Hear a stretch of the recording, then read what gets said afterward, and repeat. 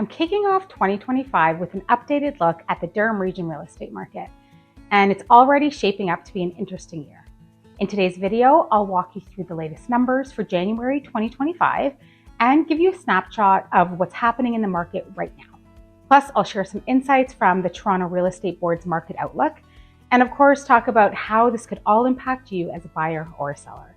My name is Vilija Truelove. I'm a local Durham Region real estate agent. And if you're looking to move to or within the Durham region, feel free to reach out. You can schedule a consultation through my calendar link in the description below, or simply send me a text or an email. I'm here to help. And if you haven't already, make sure to hit that subscribe button so that you don't miss any of my future videos. Now let's dive into the numbers for January. So we had 489 sales in January 2025. That's up from the 404 sales we saw in December, which is to be expected. A lot of sellers and buyers take a break in December for Christmas and then jump back into the market in the new year. However, comparing it to a year ago, we had 539 sales in January 2024. So we had a slower January compared to last year. We had 1,213 new listings come to the market in January, significantly higher than December's 486 new listings. Again, it's normal to see an uptick in new listings from December to January. But again, when we compare to January 2024, we're still up pretty significantly from the 828 new listings we saw come up a year ago. This increase in new listings is obviously a good thing for buyers as there's more inventory to choose from. But what does it mean exactly? Are we just seeing some pent-up release from sellers who don't want to wait anymore and are hoping that the lower interest rates will bring the buyers out? Or are we starting to get more sellers that have to sell for any number of reasons? We'll have to see how the numbers continue to play out to know that for sure. So we ended the month with 1,419 active listings, an increase from the 1,242 we saw in December. Of course, this makes sense with the increase we saw in new listings and still relatively low sales. Active listings in January 2024 was at only 751. So we're almost double the active listings compared to last year. The average sale price in Durham for all home types was $896,611, which is a decrease from the $930,207 we saw in December. We had a bit of a surprising increase in the average price in December after several months of drops, and now we're back down again. Interestingly, when we look at January 2024, we were at $894,825. An increase of just under $2,000. So prices have remained pretty stable year over year. We may have seen that jump in price in December due to lower inventory combined with more serious buyers out there that were willing to pay the price to get the home they wanted, or we may have had more sales in the higher price points than normal. Looking at specific areas in the Durham region, again, for all home types, we had price drops everywhere except Oshawa. So Pickering saw a decrease of almost $35,000. Ajax stayed almost the same with a decrease of $674. Whitby saw the biggest decrease of almost $82,000. In December, Whitby had the biggest jump of about $135,000, so they made up for some of that. Oshawa saw the only increase of almost $11,000, and Clarington a decrease of just under $37,000. Now, looking at months of inventory and sales to new listing ratio to help us determine what kind of market we're in. Months of inventory was at 2.9, which suggests a seller's market getting into a balanced market. Sales to new listings ratio decreased significantly from the 83.1%, where it was considered a super strong seller's market in December, to 40.3% in January. This number now suggests a balanced market heading towards a buyer's market. Homes are taking an average of 30 days to sell, which is the same that we saw in December. And property days on market has decreased slightly to 45 days, down from 46.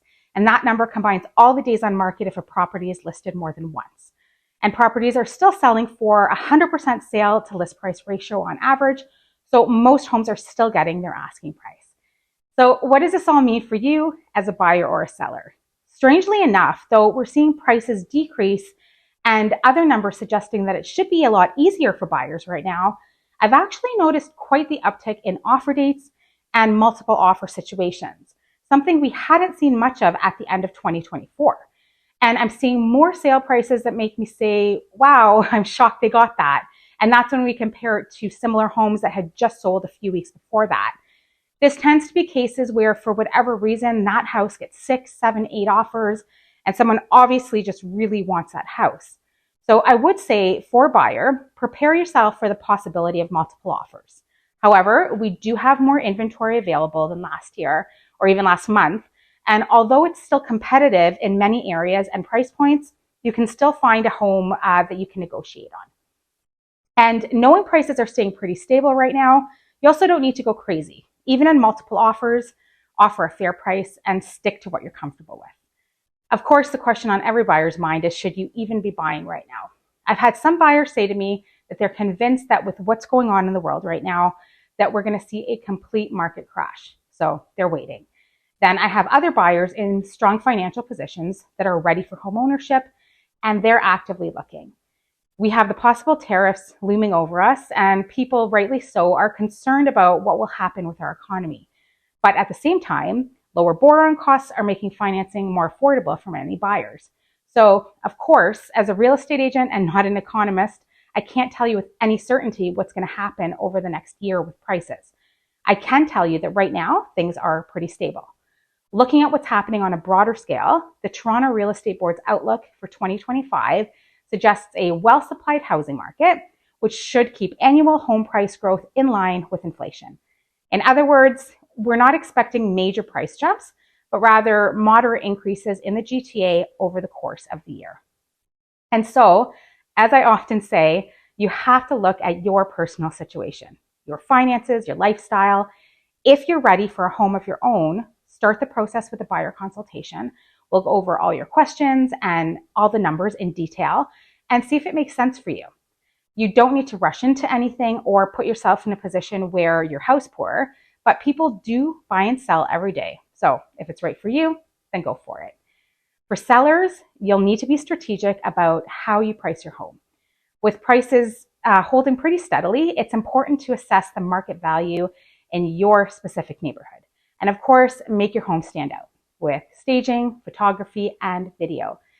You might also want to consider pricing competitively to attract multiple offers, but that will depend on your specific situation and the demand in your area. As always, it's about looking at the numbers, understanding your own financial situation, and deciding what makes the most sense for you. So that's your January 2025 market update. If you'd like to chat about your own real estate plans for this year, whether you're thinking about buying, selling, or just want some guidance, feel free to book a consultation with me through the link below. We'll go over your specific situation, your goals, and talk about the best strategies moving forward. Thanks for watching, and don't forget to subscribe for more updates in the future. I'll see you in the next video.